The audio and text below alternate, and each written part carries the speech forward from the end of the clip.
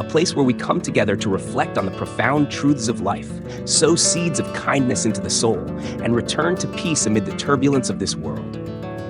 On the journey of being human, everyone has been wounded, has erred, has strayed from the path.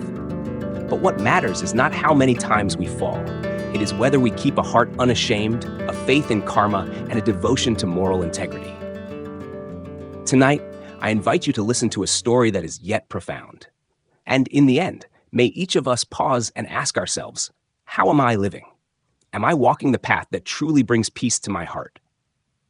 On this human journey, what lies at the core of living with serenity and without shame before heaven and earth? Is it wealth? Is it fame? Is it power? No, all of these are fleeting, passing by like drifting clouds or rushing winds. Only one thing remains unshaken through the storms of life: to live with morality, to believe in cause and effect, and to keep a compassionate heart. A person of morality refuses to do wrong, even when unseen in the darkness. I once read of a traveler long ago who found a bag of gold on a deserted path. No one was watching, no one would know, but he buried it beneath a tree, marked the spot, and later returned it to its owner. When the one who lost it came back, they wept in disbelief that such integrity could exist in this world. So ask yourself, if you were that traveler, would you resist the temptation of immediate gain? To live with morality is to never harm another for one's own benefit. A single cruel word can scar a heart for life. A selfish act today can sow seeds of sorrow tomorrow. Some crush friends to climb the ladder of power. But what then? Position may rise, yet conscience falls. And in the silence of night, can such a heart ever rest in peace? Morality is honesty. It is not judging before understanding. I once saw an old woman at the market, accused of cheating her customers. The man who scolded her never knew. Her hands trembled, her sight was failing, and never once had she meant to deceive. His anger left her wounded, though later he realized his mistake. How many times have we blamed others without knowing their truth? How many times has our temper struck the innocent? A moral person examines their own heart before condemning another. They do not measure life by gain and loss. I once met a poor driver who found a wallet brimming with money. He had no knowledge of lofty philosophies, yet he could not rest until he returned it. Poor in possessions, yet rich in honesty, his heart was greater than many who lived in deceit. Thus, morality is not weakness. It is strength, greater than ego, greater than temptation, greater even than the anger that rises when we are wronged. And you, have you asked yourself whether you choose morality or momentary profit? Let us live so that at life's end, when we lift our eyes to the sky, we may smile and say, I lived upright. I am not ashamed. That is the greatest fortune, one no gold can ever buy. Peace of mind comes from living morally, and morality begins with the smallest acts of daily life. Once, someone asked me, is karma real? I smiled and replied, it's not that karma doesn't exist. It's just that it comes slowly, and people think nothing happens. Indeed, plant a chili seed, and you cannot expect grapes. Every seed bears the fruit of its nature. A poisonous word, a malicious deed, no matter how well concealed, will one day ripen into bitter fruit, suffering, torment, or loss. Chinese history tells of Cao Cao, a man brilliant and decisive, yet ruthless and cunning. Suspicion drove him to kill innocents, even those who once saved his life. In his final years, though he held vast power, he suffered agonizing headaches no cure could ease, often crying out deliriously in the night. Some said it was the retribution of the wrongs he had sown. In contrast, I knew an old woman who sold sticky rice for 30 years, never overcharging a coin. To the poor she gave more. To those who forgot to pay, she said, "Bring it next time." In her old age, childless and alone, the entire neighborhood cared for her like family. When she passed, they mourned her as one of their own. That, too, is karma, the gentle fruit of steadfast kindness. The Buddha once taught, to know the causes of the past, look at the results of the present. To know the results of the future, look at the causes of today. So reflect, the joys and sorrows you face today, are they not the echoes of the way you have lived, spoken, and thought through the years?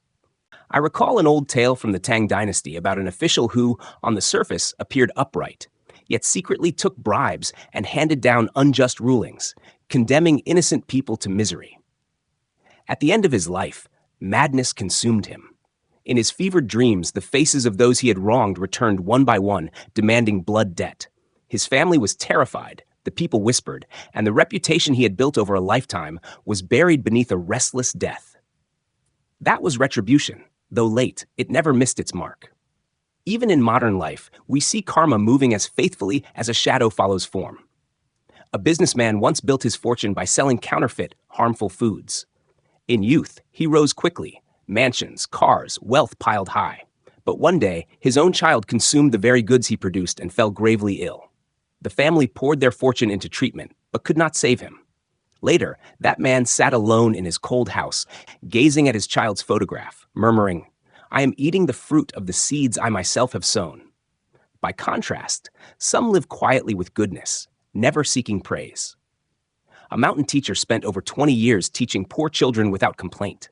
Her students later became doctors, engineers, builders. They returned to repair her classroom, build her a home, and repay her devotion. People said, "She sowed knowledge, and now she reaps love." That too is karma, its fruit being the human heart.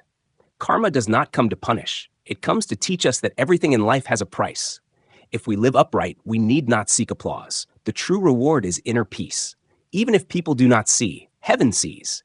Even if no one praises, our conscience remains serene. The ancients said, "Heaven has eyes." Do not think evil deeds will escape. Do not think goodness brings loss. Every seed grows in its own time. The wicked may laugh for a season, but will surely pay their debt. The righteous may suffer at first, but in the end they find peace, affection, and heaven's protection. Believing in karma is not superstition. It is wisdom. It is to live with awareness in every thought, every word, every act. It is to understand that even the smallest deed is a seed planted into the fabric of life. And when the season comes, the tree will bloom, whether in bitter thorns or fragrant blossoms depends on the choice we make each day. Nothing in life is more just, more exact than the law of karma. It is not vague belief, nor religious threat. It is the natural law of cause and effect.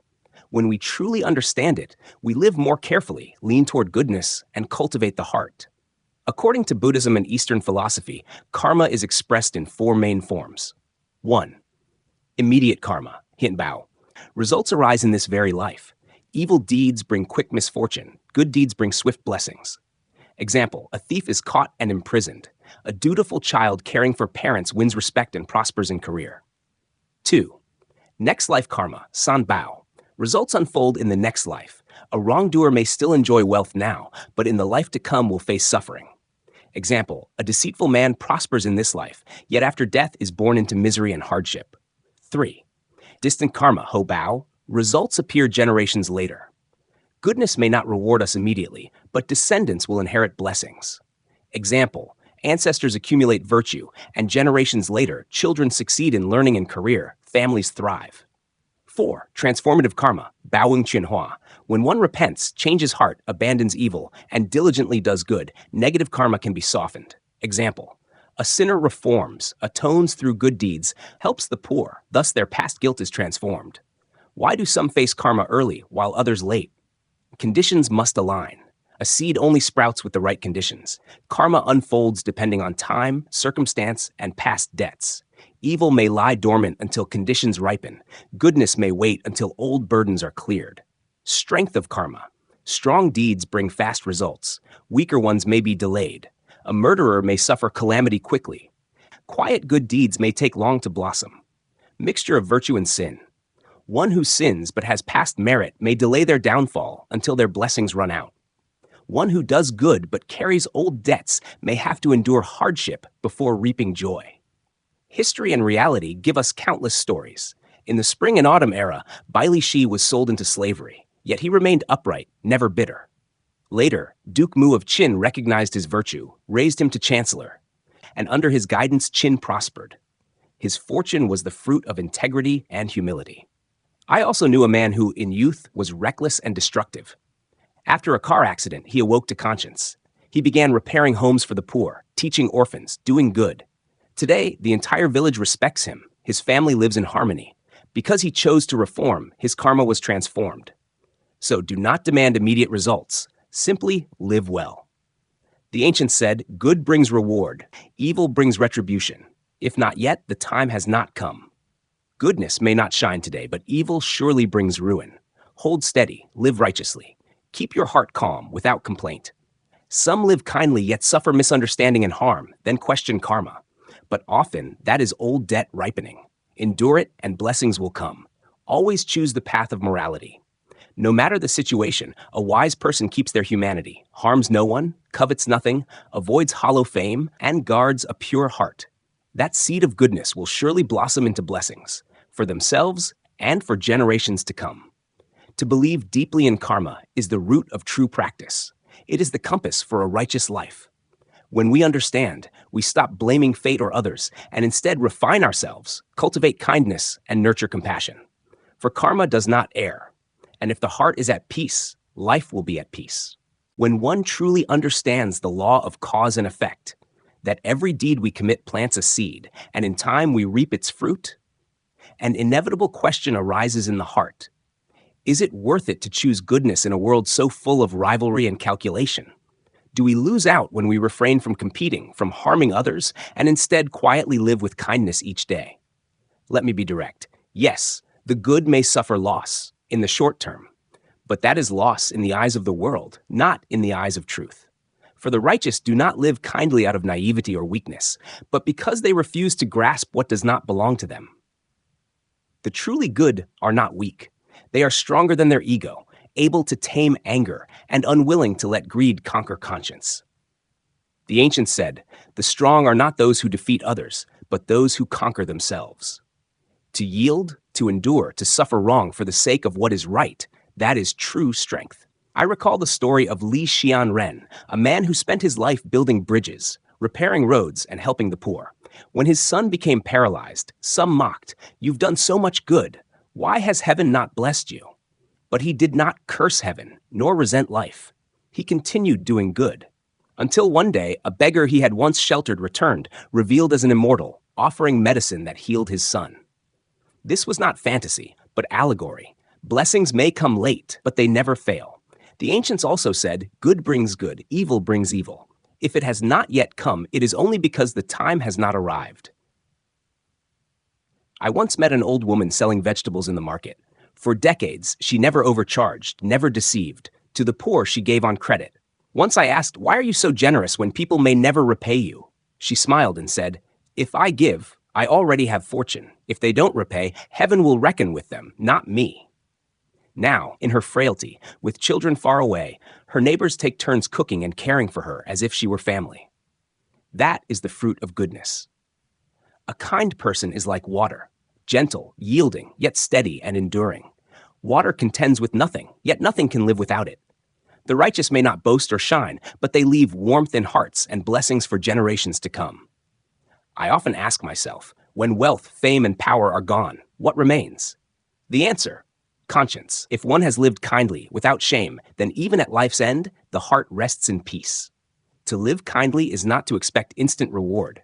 It is to keep a tranquil heart, to uphold what is right, and to nurture blessings that endure. For though heaven speaks no word, it records every intention. Once we grasp that karma never errs, that goodness bears good fruit, the next step is wisdom, to learn to let go of strife. For often, victory is not true gain, and loss is not true defeat. This is higher wisdom. Some live obsessed with winning arguments, winning pride, winning the hearts of others. But the more they compete, the more weary the heart. The more they insist on being right, the more restless they feel. The more they struggle to surpass others, the more envy and unease grow. In the end, even when they succeed, they feel empty. For as the ancients taught, a heart that strives is a heart that suffers. I once knew a retired official. At a gathering, someone made false claims about his past. Everyone expected him to refute it. Instead, he only smiled and stayed silent. Afterward, I asked, "Why didn't you correct them?" He replied, "Those who understand need no explanation. Those who don't will not believe anyway. We live not to win in words, but to keep our hearts at peace." His words stayed with me. The ancients said, "Endure a moment, and the storm will pass. Step back, and the sea and sky open wide." Those who endure go further. Those who yield reveal a vast heart. They do not lose. They win over their anger and pride. Look at the sages of history. Confucius was expelled from states, humiliated, disregarded. Yet he bore no resentment. He quietly taught the way of righteousness, guiding disciples to live with virtue. At life's end, he held no great office, no riches, yet the world hailed him as a sage. This was victory within defeat, for he triumphed not through power, but through principle. In folklore, there is the story of a scholar who failed the imperial exam many times. Others mocked him, but he only smiled, saying, "I study not for titles, but to become a man of virtue." Later, when chaos struck, people sought him for guidance, for he had wisdom and integrity. He never passed, but won the hearts of the people. That was a lasting victory. Even today, some live quietly, never competing, never crushing others. They may not stand out, but they are always there when needed. At life's end, they are honored, their children filial, their memory cherished. That is the victory of a lifetime, the triumph without battle.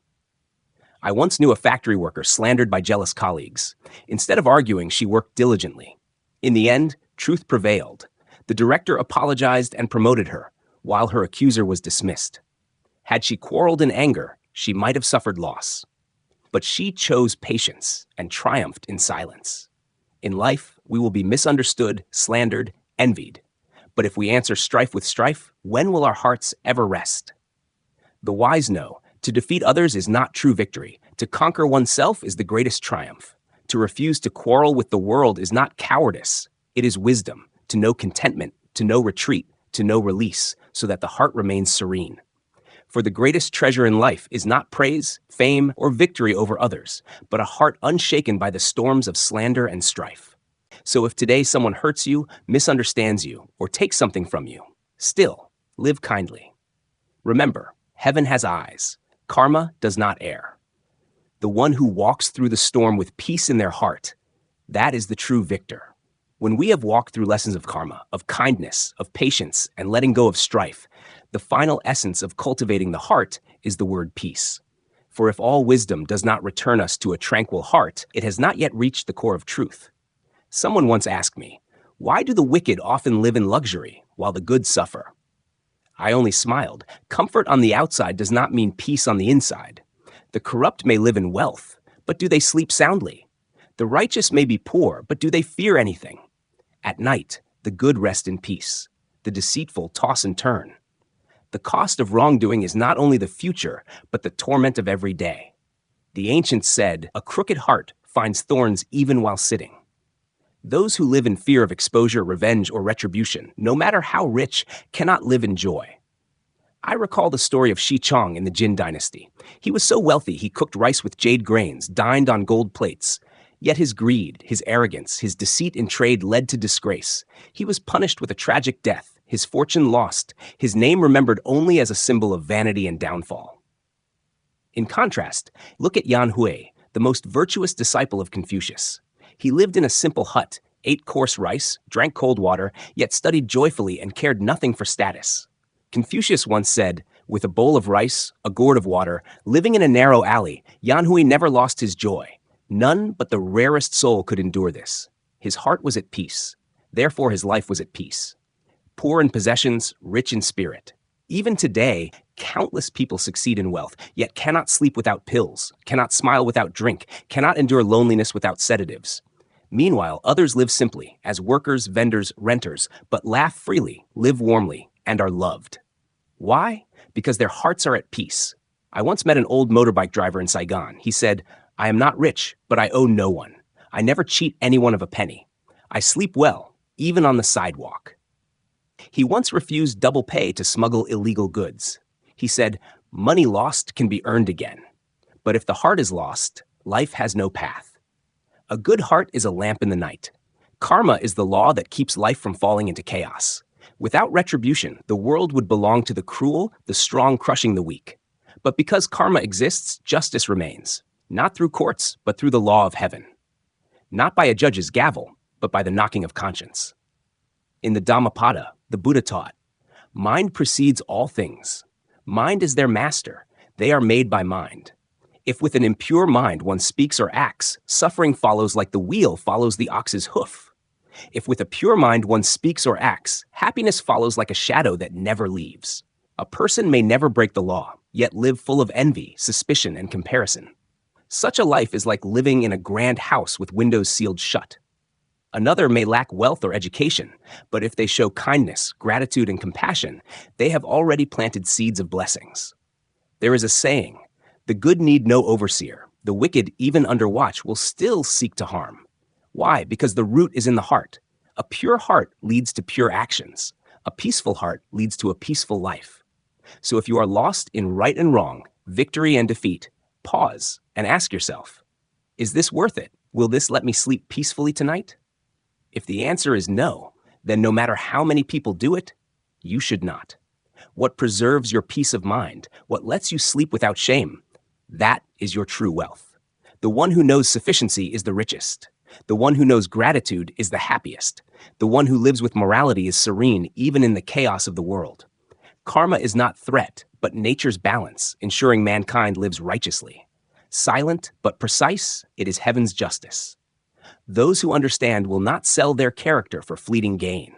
They will not sacrifice conscience for temporary victory. They will know, only with peace in the heart can life be truly peaceful. And so when karma is real to us, when our hearts no longer chase strife, when we choose peace over contention, the last question remains, am I living without shame before my own conscience? To be human is not to achieve greatness, but to live upright, never deceiving ourselves, never deceiving others. For no one can live our life for us. At death, only conscience follows. If the heart is pure, the spirit rests serene. That is the greatest blessing. I recall Guanzhong, a minister of the spring and autumn era. In youth, he suffered humiliation, misunderstood as weak and incompetent. Yet he bore no resentment, keeping loyalty and virtue. Later, serving Duke Huan of Qi, he helped raise Qi to greatness. History honors him not only for talent, but for living true to morality, without shame or hatred. To live without shame is not difficult. I do not ask you to do grand deeds. I only wish that from today, each of us lives with integrity, with a clean heart. If someone needs help, offer a hand. If someone errs, forgive if you can. If others surpass you, be glad for them. If others criticize, smile and keep walking. For in the end, the most precious thing is not to outshine others, but to live without regret. I once met an old woman selling sugarcane juice. A customer once dropped a wallet. She held it for 3 days until they returned. Her family scolded, "You're poor, why not keep it?" She simply said, "How could I sleep if I kept what is not mine?" She was poor, but richer in heart than many. The Book of Songs teaches, the noble man fears 3 things: heaven, the hearts of men, and his own conscience at night. That last is the truest warning, for we may deceive the world, but never ourselves. Those who live without shame dare to admit fault, to repent, to bow when needed, not from weakness, but from respect for truth. One may be poor, may suffer loss, but if the heart remains kind, they have kept everything. I once witnessed a poor father leading his child to school. Pushed aside by the crowd, he fell.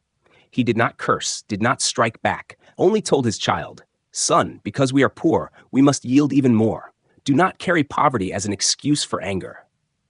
That lesson, I believe, will follow the child for life. To live without lowering your head in shame, without avoiding another's eyes, that is happiness. That is wisdom. For the more awakened one is, the clearer it becomes. Fame fades, victory pales. Only morality remains worthy of keeping. So live such that in old age, you can tell your children and grandchildren of the good you have done, the times you forgave, the times you chose kindness. Live such that you need no overseer, no praise, yet remain pure. And finally, let me offer a simple wish. May all who hear these words find their anger ease, their hearts grow still. Though storms rage outside, may your steps remain steady. Though life is bitter, may your heart remain sweet. For when you live with morality, when you trust in karma, you have nothing left to fear. With peace in the heart, the sky will always be clear. If these words have touched your heart, please leave a like, subscribe to the channel so you won't miss future reflections. And if you find this teaching helpful, share it with loved ones. Perhaps it will shine a timely light for someone lost in life's storms. A single seed of goodness sown today may blossom in places you never expect.